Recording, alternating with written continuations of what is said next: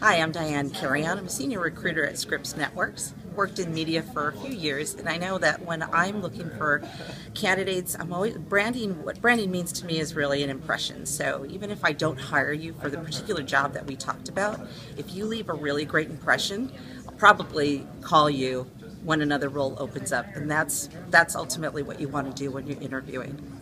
How do you make a great impression? Is it the piece of paper or the digital piece of paper that you send, the things that you're doing in person in the interview, or is it all of that? Do you look at social media?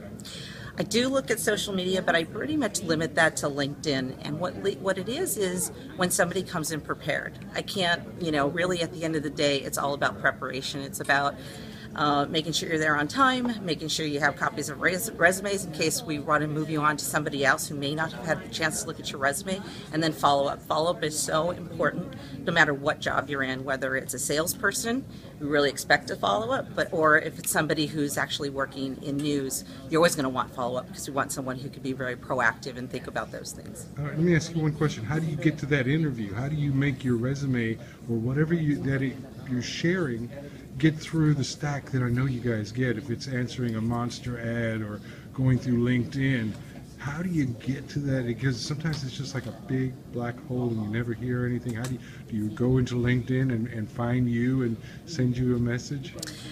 Going to a recruiter in LinkedIn is a really great way to do it. You could also go to LinkedIn and look for someone who works at the company where you're applying. A lot of companies have an employee referral program.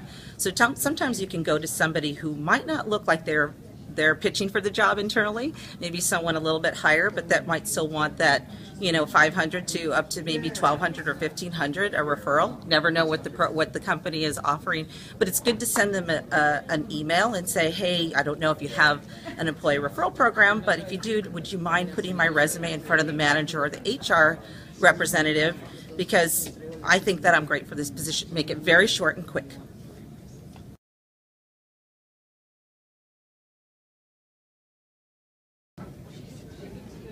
Hi, I'm Javier Morgado, Senior Broadcast Producer at CNN.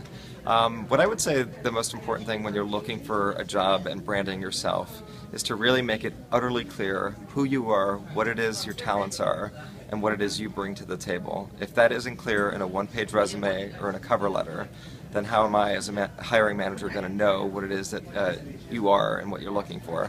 So I would say just make it really clear who you are and what you bring to the table. And I would say, make your electronic footprint online resemble that in every way. So if your Facebook page and your Twitter page show all kinds of personal things that are, Friday night out drinking, you really want to, overexert a professional demeanor in everything that you do, so that if somebody is looking you up online, they're not stumbling on something you might regret. Other secrets like getting in the door, employee referral programs, or following up.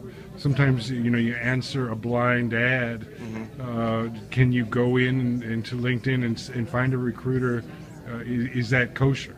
What I would say about trying to get in the door as far as getting the interview once you've applied for an open position is really try to find somebody that you know that works in the organization. A lot of times it's just a matter of having somebody flag a recruiter to say, hey, this person that I know is a really good candidate, and that 9 times out of 10 will end up in at least getting an emailed response or a phone call. So I would say try to find somebody that you know that works there and reach out that way. It's a little more effective than just LinkedIn or a blind email.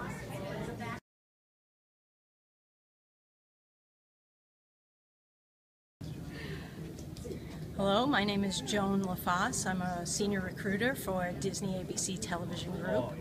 My wheelhouse is mostly ABC News. Here for a panel tonight about branding yourself. My own history as a news producer come recruiter is very interesting. I think branding is all about being your authentic self, realizing your absolute experience, tailoring that experience to the job you're applying to, and then that outreach. That outreach is really broad, and it's not just about a resume. It's about who you know, It's about that LinkedIn profile being as up-to-date as possible, as being active as possible, and yes, we recruiters do look for you in other places. So make sure that you represent yourself the way you want to be in a very professional way.